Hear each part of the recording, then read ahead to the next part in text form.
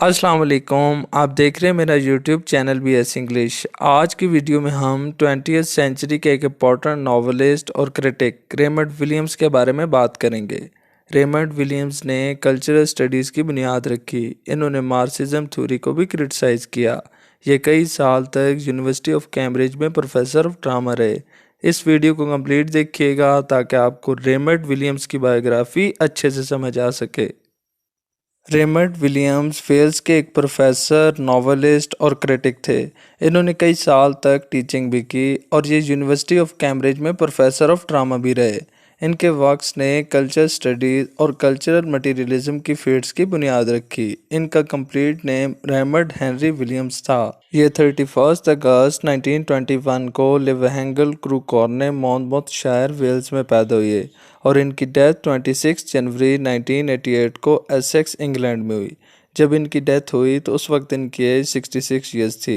इनके फादर का name Henry Joseph था जो कि गांव में रेलवे वर्कर थे। ये लोकल लेबर पार्टी के सेक्रेटरी भी थे। इनकी मदर का नेम गवेंडोलन था। हेनरी विलियम्स ने एबरगवेने में किंग हेनरी 8 ग्रामर स्कूल को भी अटेंड किया। रेमंड विलियम्स ने अपनी टीन एज में जंग के ख़तरे और नाज़ी जर्मनी के बढ़ते हुए असर व रसूख को भी देखा। जब ये 14 साल के थे तो स्पेनिश वर्ल्ड वॉर स्टार्ट हुई। ये लीग ऑफ नेशंस के सपोर्टर थे। इन्होंने 1937 में जनेवा में होने वाली लीग ऑफ नेशंस की यूथ कॉन्फ्रेंस को भी अटेंड किया। विलियम्स ने स्टेट स्कॉलरशिप जीती जिसकी वजह से इन्हें ट्रिनिटी कॉलेज कैम्ब्रिज में एडमिशन मिला ताकि वो यहाँ इंग्लिश पढ़ सकें। ट्रिनिटी कॉलेज कैम्ब्रिज में स्टडी के दौरान इन्होंने बरतानिया की कम्युनिस्ट पार्टी को ज्वाइन किया। इन्होंने वर्ल्ड वार 2 में भी हिस्सा लिया। 1941 में इनकी स्टडी में तब खलल आया जब इनको मिलिट्री सर्विस के लिए बुलाया गया। इन्होंने अपनी मिलिट्री ट्रेनिंग कंप्लीट की और गार्ड्स आर्मर्ड डिवीज़न की एंटी टैंक रेजिमेंट को एज ऑफिसर ज्वाइन किया। इन्होंने नॉर्मैंडी की इब्तदाई जंग में भी हिस्सा लिया। 1945 में इन्होंने मिलिट्री सर्विस को कंप्लीट किया और कैम्ब्रिज यूनिवर्सिटी वापस आ गए। 1946 में विलियम्स ने कैम्ब्रिज से BA की डिग्री हासिल की और ये वर्कर्स एजुकेशनल एसोसिएशन में एक ट्यूटर बन गए। मिड 1950s में इन्होंने बहुत सारे नॉवेल्स लिखे लेकिन सिर्फ इनका एक नॉवल बॉर्डर कंट्री पब्लिश हुआ। 1958 में इन्होंने अपनी सबसे famous book culture and society लिखी। 1961 में इनको कैम्ब्रिज में पढ़ाने की दावत दी गई। इन्होंने इस दावत को कबूल किया और कैम्ब्रिज वापस आ गए। कैम्ब्रिज में वापसी के बाद इन्होंने जीसस कॉलेज कैम्ब्रिज को एज अ फेलो ज्वाइन किया। 1967 में ये आखिरकार यूनिवर्सिटी ऑफ कैम्ब्रिज की इंग्लिश फैकल्टी का हिस्सा बने और इन्हें रीडर इन ड्रामा अपॉइंट किया गया। 1974 में ये यूनिवर्सिटी ऑफ कैम्ब्रिज के फर्स्ट प्रोफेसर ऑफ ड्रामा बने। ये पोस्ट इन्होंने 1983 तक संभाली। 1973 में इन्होंने स्टैनफोर्ड यूनिवर्सिटी में पॉलिटिकल साइंस के विजिटिंग प्रोफेसर के तौर पर भी काम किया।